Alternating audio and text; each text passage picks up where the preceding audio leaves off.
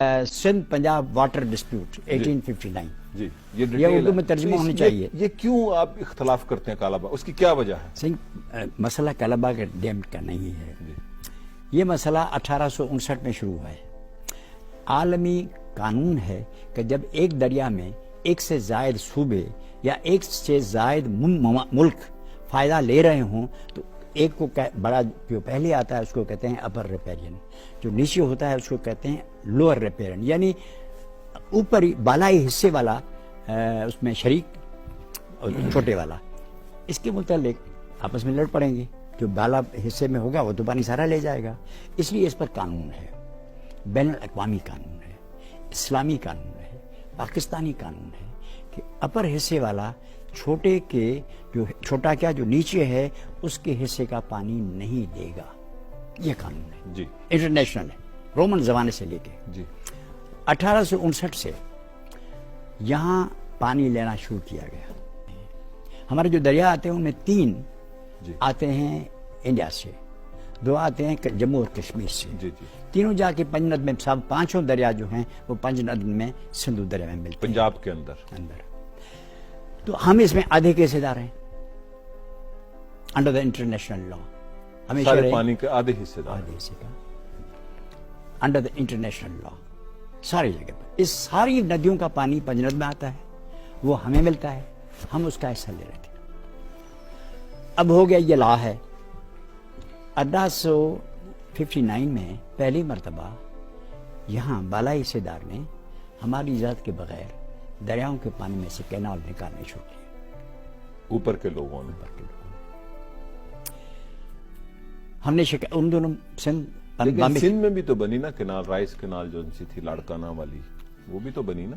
دیکھیں وہاں سے جو پانی آیا نا جو ہمیں ملا اس میں سے ہم نے کینال نکالا، یعنی اوپر والے نے اپنا حصہ لے لیا. اس کے بعد جو بچا ہمارے حصے میں آیا تھا اس میں سے ہم نے کینال لیا. یہ تو نہیں کوئی نیچے کوئی پانی جانے والا ہو اس کا پانی ہم لے لیں، ہم بالائی کسی کے ہے نہیں. تو بامبے تھا، بامبے کو خیال زیادہ نہیں تھا، ہمارے اور بھائی تھے ان کو سندھ کا خیال نہیں تھا، ہم تو اس میں ایک حصہ تھے خام خواہ. لیکن بہرحال شکایت کی گئی. 1909 میں cotton committee government of India نے بنائی کہ بھائی اس کو منع کرو، یہ پانی ہمارا لے جا رہا ہے. اس نے منع کی. 1901 میں گورنمنٹ آف انڈیا نے ایک اریگیشن کمیشن بنائی کہ پانی کے معاملے کا مسئلہ بالائی طرح ہونا چاہیے، اور بالآخر فیصلہ ہوا کہ وائسرا ہی اس مسئلے کا حل کرے گا کہ ایک صوبہ دوسرے کا پانی لیتا ہے کس طرح لیتا ہے. 1933 میں پھر اینڈرسن کمیٹی بنائی گئی جس کا سربراہ یو پی والا تھا. 1945 میں کلکتہ ہائی کورٹ کا جج راؤ وہ بنایا گیا تھا.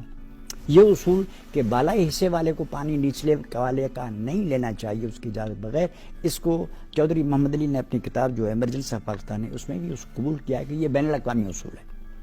اس کی خلاف ورزی کی گئی. بہرحال 1945 میں فیصلہ ہو گیا، چلو جی اطاعت ہو گیا، ایگریمنٹ بیک میں. اس میں ساری میں نے جو ہیں سارے تفصیل دیے اے ٹو زیڈ. لیکن پھر کہا کہ نہیں ہمیں منظور نہیں ہے. اس کا سارا ریکارڈ دیا کہ بھائی صاحبوں نے لکھا ہے کہ ہم منظور ہیں، ہم ساتھ ہیں.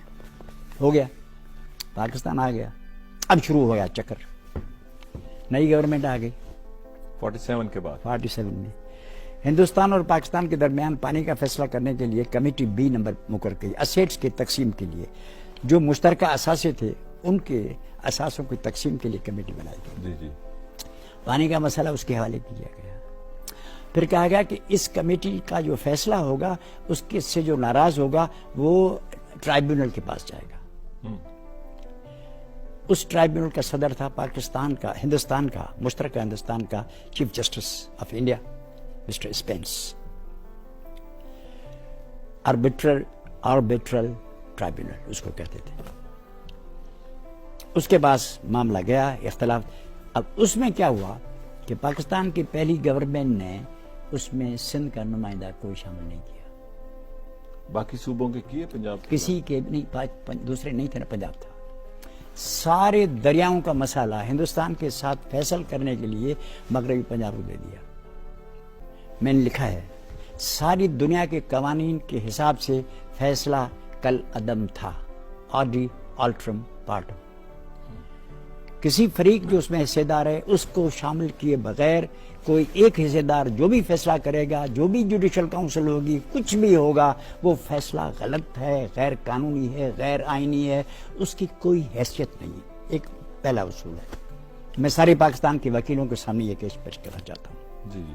तो दूसरा ये है कि जिस फैसले की बुनियाद गलत हो उसमें से जो दूसरे फैसले होंगे वो भी गलत है।